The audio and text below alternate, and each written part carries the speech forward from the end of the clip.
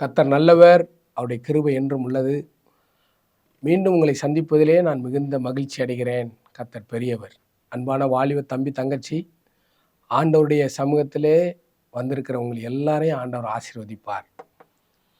ஐயோ, என்னுடைய வாழ்க்கையில் நான் டெய்லி பிரயாசப்படுறோம்னே, டெய்லி ஓடுறேன், ஆனால் ஒன்றுமே இல்லைன்னு சொல்லி நினைக்கிறீங்களா? கவலைப்படாதீங்க அண்ணே. நானும் நல்லா வாழணும்னு விரும்புகிறேன், நல்லா இருக்குன்னு தான் விரும்புகிறேன்.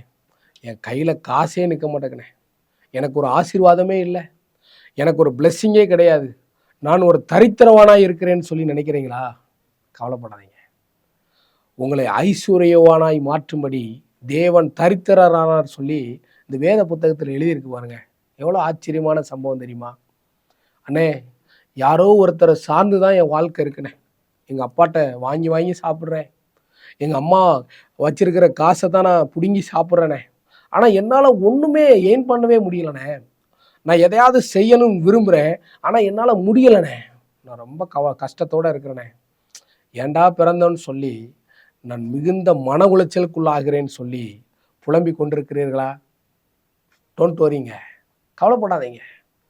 இங்கே வேதத்தில் ஒரு அருமையான சம்பவம் இருக்கிறது பாருங்கள். லூக்கா 5ஆம் அதிகாரத்தில் ஒரு அற்புதமான ஒரு சம்பவம் இருக்குங்க. ஆண்டவராய் இயேசு கிறிஸ்து தன் உலகத்திலே வாழ்ந்தபோது அவர் அப்படியே நடந்து போகிறார். ஒரு கடற்கரை ஓரத்தில் போய் அங்கே ஒரு 2 படகை பார்க்குறார். 2 படகுல ஒரு படகுல அவர் ஏறுறார். அந்த படகு யாருடைய தெரியுமா? சீமோன் என்னும் பேர் கொண்ட ஒருவனுடைய படகு. அவன் வலைகளை அலசி கொண்டிருக்கிறான். நைட்டு ஃபுல்லாக மீன் பிடிக்க போய் ஒன்றும் கிடைக்கல, வெறும் வலை, குப்பையாக இருக்கு, வெறுப்பு. நைட்டு ஃபுல்லாக ட்ரை பண்ணி ஒன்றும் கிடைக்கல, பயங்கர மன உளைச்சல் இருந்திருப்பான். ஆனால் அவன் நடந்தது என்ன தெரியுமா? இயேசு அவன் படகுல ஏறுறார். இயேசு ஏறி அங்கே இருக்கிற ஜனங்களுக்கு நற்செய்தி சொல்கிறார். சொல்லிட்டு இவன் நிலைமையை அறிஞ்சு சொல்கிறாரு, சீமோனே, உன் படகை திரும்ப கொண்டு போப்பா, கொஞ்சம் தள்ளி கொண்டு போ, உள்ளே கொண்டு போ, கொண்டு போய் இப்போ வலையை போடுங்கிறாரு. அவன் சொல்கிறான், ஆண்டவரே, நைட்டு ஃபுல்லாக ட்ரை பண்ணேன், ஒன்றும் கிடைக்கல, இந்த பகல் நேரத்தில் போய் வலை போட சொல்கிறீங்களே, ஆனாலும் உங்களுடைய வார்த்தையின்படி நான் வலையை போடுறேன்னு சொன்னா பாருங்க. கிடைச்சது என்ன தெரியுமா? தன்னுடைய வலை கிழிந்து போகத்தக்கதாய், தான்கிட்ட இருந்த வலை கிழிகிற அளவுக்கு பயங்கரமான மீன் கூட்டத்தை அந்த வலையில கண்டான் பாருங்க. எவ்வளோ பெரிய ஆச்சரியம் தெரியுமா?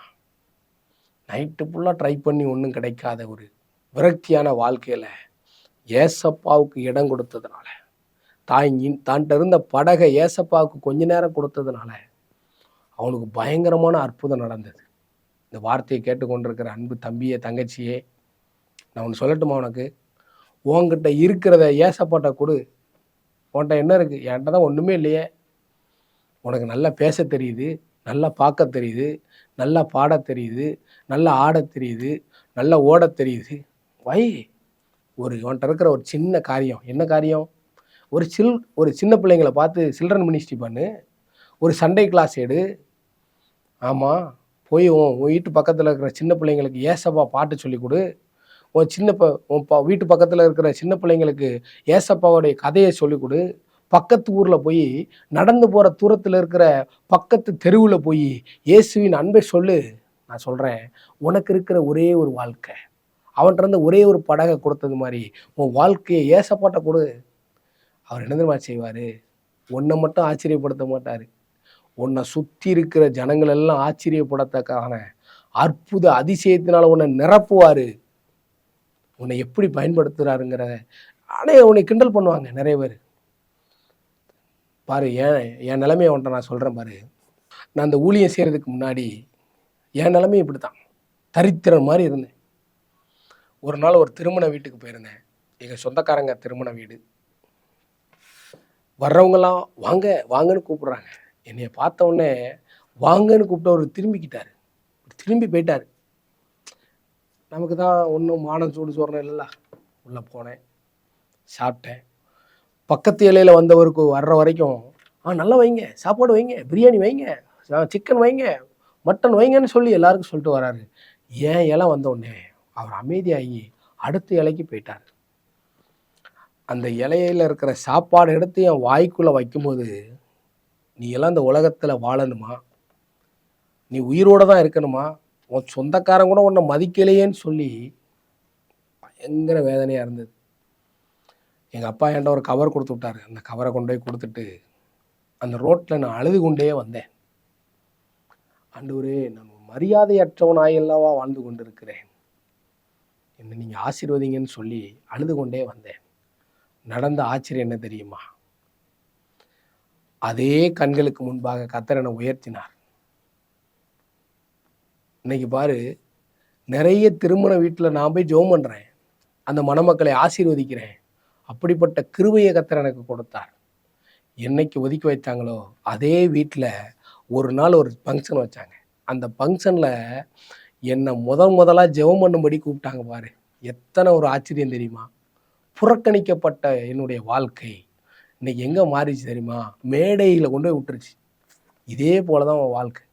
உன் சொந்தக்காரன் உன்னை பார்த்து விளங்காதவன், உருப்படாதவன், அப்படி இப்படின்னு உன்னைய பார்த்து சொல்லலாம். நான் சொல்கிறேன், ஏசப்பாவுக்காக உன்னை கொடு, உன் நேரத்தை கொடு, உன் வாழ்க்கையை கொடு.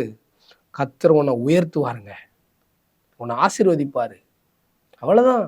உன்கிட்ட இருக்கிற சின்ன படகுல இடம் கொடுத்த அந்த சீமோனுடைய படகை நிரப்பின கர்த்தர் உன் உள்ளத்தில் ஏசப்பாவுக்காக இடம் கொடுத்து அவருக்காக கொஞ்சம் நேரத்தை நீ அவருக்கு ஸ்பெண்ட் பண்ணன்னு வச்சுக்கோயேன், உன் வாழ்க்கையை ஆண்டவர் ஆசீர்வதித்து ஒன்று பெருக பண்ணுவார்.